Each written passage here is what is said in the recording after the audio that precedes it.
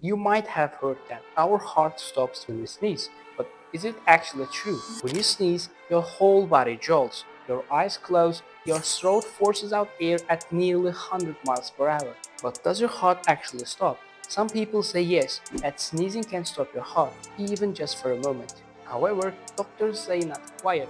When you sneeze, the pressure in your chest suddenly shifts. This can change your heartbeat rhythm for a moment. It feels like a pause, but your heart doesn't completely stop.